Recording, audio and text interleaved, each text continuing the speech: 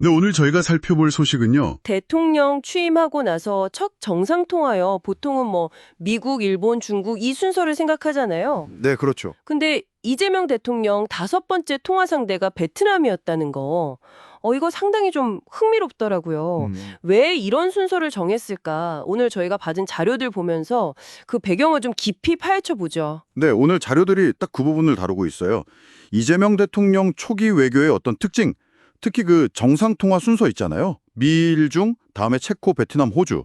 이 순서를 보면서 실용 외교라는 키워드를 딱 짚어내고 있거든요. 실용 외교요? 네, 이게 그냥 단순한 의뢰가 아니라 그 안에 어떤 전략적인 계산이 깔려 있는지, 특히 경제적인 국익하고 어떻게 연결되는지 그런 걸 좀 살펴보는 시간이 될 것 같습니다. 확실히 그 통화 순서만 봐도 뭔가 기존하고는 좀 다른 접근법이다 이런 느낌이 딱 오는데요. 맞아요. 특히 이전 정부들하고 비교하면 네 번째 체코, 다섯 번째 베트남 이건 진짜 좀 파격적이죠. 그렇죠. 전통적인 어떤 강대국 중심 순서에서 좀 벗어난 선택이니까요. 과거 정부들 첫 통화 순서랑 비교해보면 이게 더 확 와닿죠? 문재인 정부 때는 중국이 일본보다 먼저였고 네, 그랬죠. 그리고 윤석열 정부 때는 중국이 7번째였어요. 근데 이번엔 일단 미일중 순서는 지켰다는 거. 이것도 사실 의미가 있고요. 그 순서 자체도 중요하군요. 그럼요. 그 박원곤 교수님도 지적했지만 외교에서는 순서가 주는 상징적인 메시지가 굉장히 크거든요. 그렇군요. 그러면서도 또 중국과의 관계 이걸 또 아예 놓지는 않은 것 같아요. 자료 보니까 미국 트럼프 대통령하고는 한 20분 통화했는데 시진핑 주석하고는 일본 총리랑 비슷하게 한 25분 정도. 네, 맞아. 통화 시간이 더 길었죠. 네. 이 시간 배분만 봐도 중국을 우리가 소홀히 다루는 건 아니다. 뭐 이런 의지를 보여주는 거 아니냐 이런 분석도 있더라고요. 최은미 연구위원 분석이었죠. 바로 그겁니다. 어떤 그 균형점을 찾으려는 노력이 보이는 거죠. 이런 큰 틀 안에서 명분보다는 국익이다. 이 실용주의가 아주 구체적으로 드러난 게 바로 네 번째 체코, 다섯 번째 베트남 통화다. 이렇게 볼 수 있는 거죠. 네 번째 체코 통화. 이건 진짜 시점이 기가 막혔어요. 그렇죠. 타이밍이 통화 다로 전에 한수원이 26조 원짜리 원전 사업 수주했다는 소식이 딱 터졌잖아요. 대통령도 통화에서 경제협력 확대하자고 직접 강조했고요. 이건 뭐 경제적 실리가 최우선이다. 이걸 그냥 보여주는 것 같아요. 네, 맞습니다. 거기에 더해서 우리가 보통 4강으로 꼽는 러시아 대신에 체코를 먼저 통화했다는 거. 이게 단순히 원전뿐만 아니라 유럽 쪽 방산 수출 확대 이것까지 염두에 둔 거 아니냐. 이런 분석도 꽤 설득력이 있어요. 방산 수출까지요? 네, 마침 또 이달 말에 나토 정상회의 참석 여부도 관심사잖아요.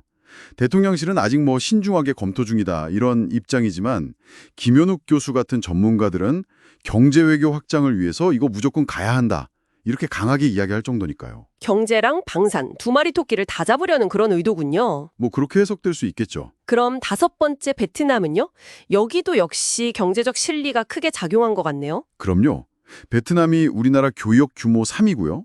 우리 기업들이 거의 8,800개. 엄청나게 많이 나가 있잖아요. 네, 많죠. 최근에 뭐 LG 디스플레이 10억 달러 추가 투자, 하나마이크론도 거의 9억 달러 넘게 반도체 패키징 공장 증설하고 이런 큰 이슈들이 있었고요.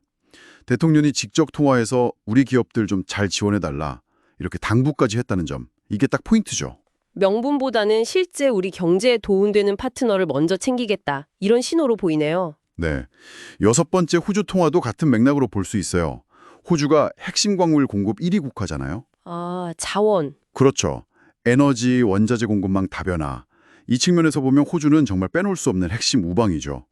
신범철 수석연구위원은 이걸 두고 인도태평양 지역에서 우리 경제 이익을 확보하기 위한 상당히 전략적인 선택이다. 이렇게 평가하기도 했고요. 들어보니 정말 실용, 국익 이 두 단어가 딱 떠오르네요. 첫 통화 상대였던 미국 트럼프 대통령과의 통화 직후에 G7 정상회의 참석을 공식화한 것도 뭔가 미국과 사전에 좀 조율이 있었던 거 아닌가 짐작하게 하는 부분이고요. 네, 전반적으로 종합해보면 이 대통령의 초기 통화 외교는 명분보다는 국익, 이 실용주의 노선을 아주 명확하게 보여주고 있다고 정리할 수 있겠습니다. 원전 수주, 무역, 투자, 공급망, 그리고 방산 수출까지 아주 구체적인 이익들을 중심으로 외교의 첫 단추를 꿰고 있다. 이런 분석이 상당히 설득력을 얻고 있는 거죠. 네, 오늘 저희가 쭉 살펴본 것처럼 이재명 대통령의 취임 초기 정상통화 순서 이게 단순한 의전을 넘어서서 경제적 실리, 또 국익을 최우선으로 생각하는 실용 외교의 시작을 보여주는 것 같습니다. 특히 체코, 베트남과의 통화가 아주 대표적인 사례였고요. 그렇죠. 있을지 아니면 어떤 도전 과제가 있을지 궁금하네요. 마지막으로 이런 질문을 한번 던져보고 싶어요. 단기적인 국익이나 경제적인 실리를 우선하는 이런 외교 전략이요. 좀 길게 봤을 때 우리가 전통적으로 중요하게 생각했던 우방과의 관계라던가 혹은 국제사회의 어떤 가치 기반 연대에는 또 어떤 변화를 가져올 수 있을까? 이런 부분도 한 번쯤 고민해 보시면 꽤 흥미로운 지점들을 발견하실 수 있을 것 같습니다. 기자님, 오늘도 함께 해주셔서 감사합니다. 네, 감사합니다. 다음 에피소드에서 뵙겠습니다.